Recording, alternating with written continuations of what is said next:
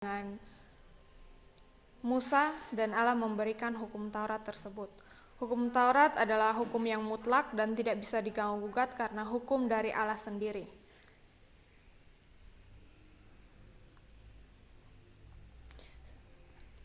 Hukum Taurat terdiri dari 10 hukum dan hukum Taurat adalah firman dari Allah sendiri.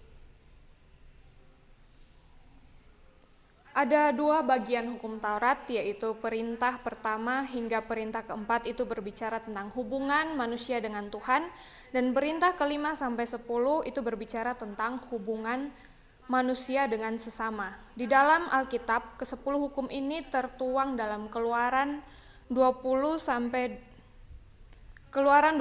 ayat 2 sampai 17 dan Ulangan 5 ayat 6 sampai 21. Kita juga perlu mempelajari agar perilaku kita tidak menyimpang dari hukum Taurat ini.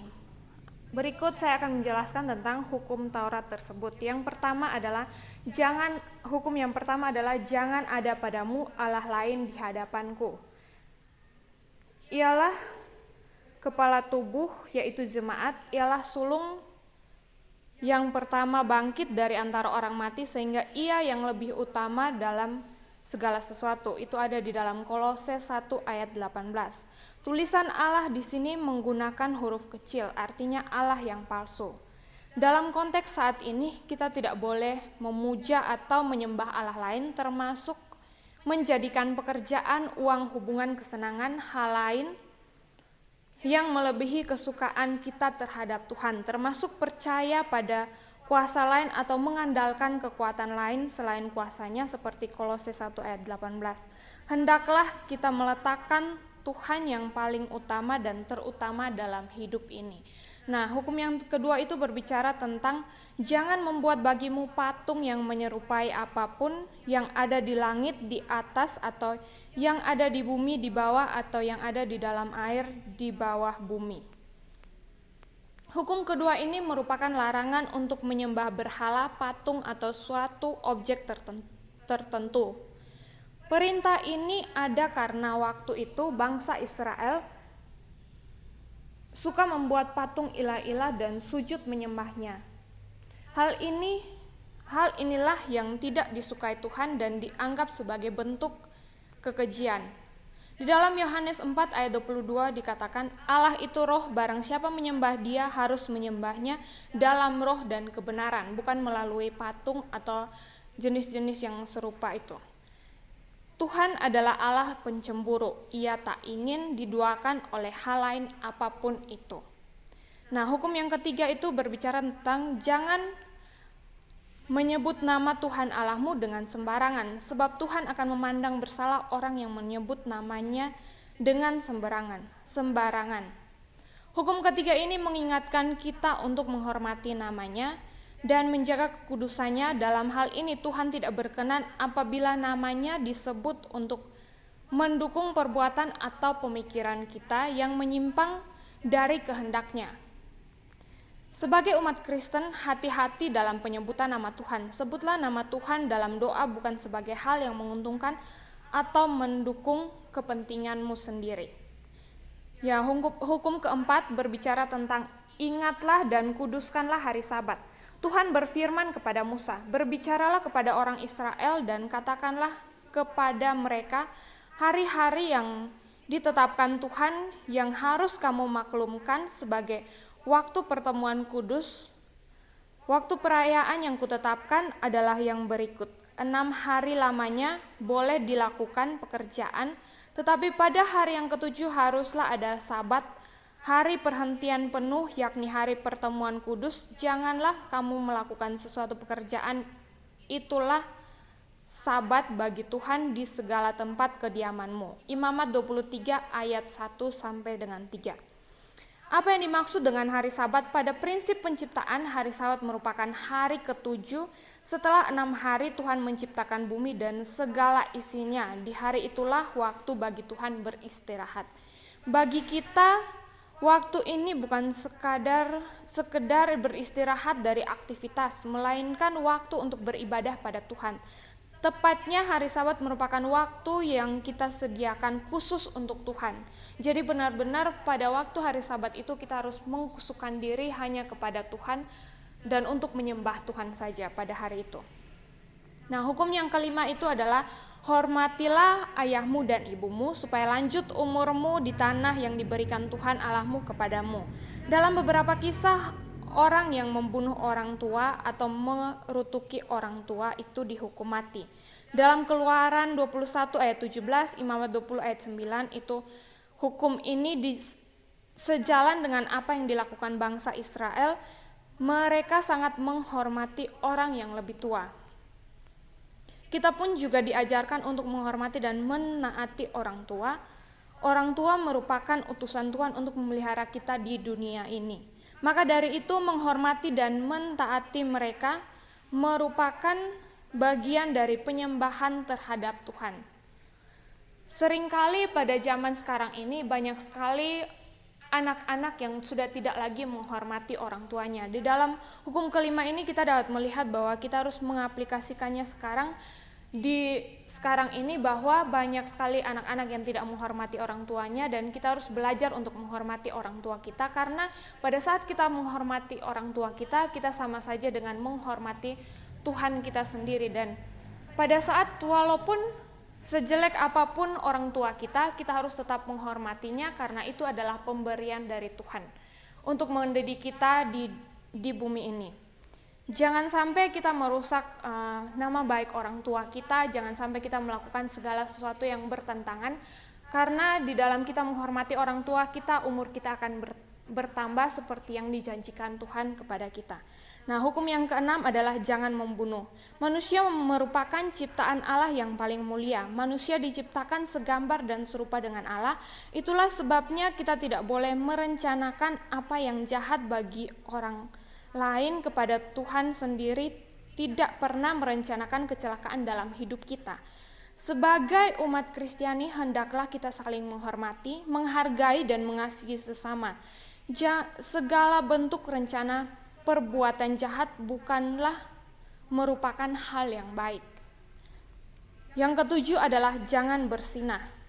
Di dalam Matius 5 ayat 27-28 dikatakan, kamu telah mendengar firman, jangan berzinah. Tetapi aku berkata kepadamu, setiap orang yang memandang perempuan serta menginginkannya, sudah berzina dengan dia di dalam hatinya.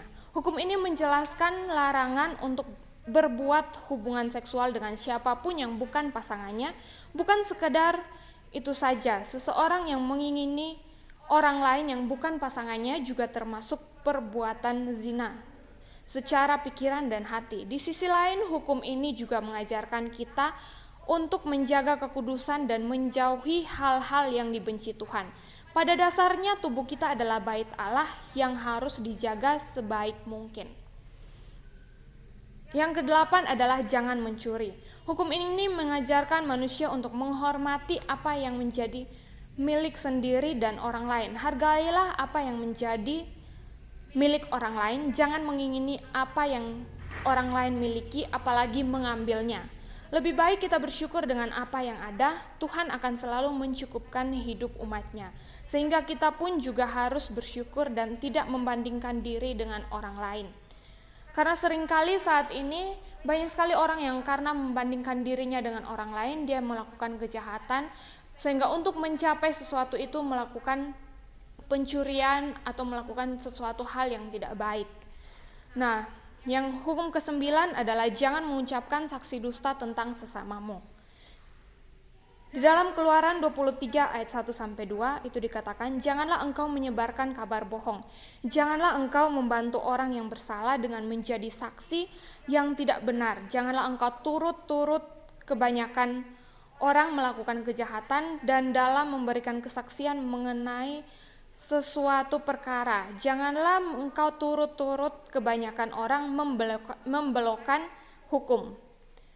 Jujur dan tidak berkata fitnah merupakan perilaku yang wajib kita lakukan.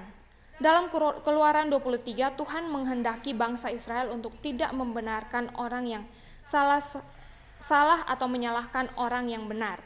Ingatlah untuk selalu berkata jujur dan memperjuangkan kebenaran. Seperti pepatah mengatakan, mulutmu adalah harimaumu. Maka waspadalah terhadap setiap perkataan yang keluar dari mulutmu. Jangan sampai apa yang kamu katakan itu merugikan diri sendiri maupun orang lain. Karena seringkali kebohongan yang kita katakan itu akan menghasilkan kebohongan-kebohongan yang lain. Jadi sebaiknya kita berkata jujur daripada berbohong. Nah, hukum yang ke-10 adalah jangan mengingini rumah sesamamu, jangan mengingini istrinya atau hambanya laki-laki atau hambanya perempuan, atau lembunya atau keledainya, atau apapun yang dipunyai sesamamu. Hukum terakhir ini mengajarkan kita untuk puas dengan apa yang kita miliki. Larangan ini juga menegaskan bahwa kita harus bisa menguasai dan mengendalikan diri kita sendiri, termasuk hawa nafsu terhadap berbagai hal. Dunia yang serba dinamis dan banyak perubahan pasti membuat kita cepat berubah keinginan dan seringkali merasakan kurang. Konteks keinginan di sini juga merujuk pada kerakusan, ketamakan, dan keegoisan kita sendiri. Untuk itu kita harus mampu mengendalikan diri dan tidak menjadi egois. Itulah 10 hukum Taurat atau perintah Allah yang patut ditaati. Namun pahamilah bahwa kita juga perlu kasih untuk mentaati perintah ini, bahwa karena kewajiban tetapi memang bahwa bukan karena kewajiban tetapi memang karena kita mengasihi Allah kita. Jadi seringkali kita melakukan hukum Taurat ini sebenarnya bukan karena kita takut akan sesuatu atau bukan karena kita takut untuk masuk neraka, tetapi karena kita takut, karena kita mengasihi Tuhan Allah kita, makanya kita tidak mau untuk mendukakan hatinya. Kita tidak mau Allah itu sedih dengan kelakuan kita, makanya kita melakukan hukum ini dengan baik. Nah, di dalam hukum Taurat ini dalam Perjanjian Lama telah dikatakan di dalam Perjanjian Baru juga bahwa Tuhan datang ke dunia, Tuhan Yesus datang ke dunia bukan untuk meniadakan hukum Taurat, tetapi Tuhan Yesus datang ke dunia untuk menggenapi hukum Taurat dengan hukum kasih karunia, yaitu yang pertama adalah mengasihi Tuhan Allahmu dengan segenap hatimu, dengan segenap akal budimu, dan dengan segenap perbuatanmu, kelakuanmu. Dan juga kasihilah sesamamu manusia seperti dirimu sendiri. Nah, itu adalah 2 hukum kasih karunia. Dan jangan lupa, karena pada saat zaman kasih karunia ini bukannya tuntutannya lebih sedikit, tetapi tuntutannya lebih banyak lagi. Kalau zaman dulu hukum Taurat, kita akan melihat bahwa banyak sekali orang kalau jangan membunuh atau jangan mencuri atau jangan berzina, berarti mereka tidak melakukan itu sudah termasuk mereka tidak melakukan dosa. Tetapi pada zaman sekarang ini ketika hukum kasih karunia itu terjadi, Tuhan telah menggenapinya, yaitu kita walaupun kita memikirkan saja itu sudah berbuat dosa. Jadi jangan sampai kita melakukan dosa itu dengan pikiran kita, tetapi tetaplah hidup kudus agar kita bisa mengenal Allah lebih lagi dan kita dapat tahu bahwa Allah itu adalah Allah yang penuh kasih. Dan belajarlah untuk saling mengasihi sesama kita. Jangan biarkan hidup kita ini menjadi contoh yang buruk, karena kita semua adalah umat yang dikasihi Tuhan. Itu saja sedikit penyampaian saya. Terima kasih, Tuhan Yesus memberkati.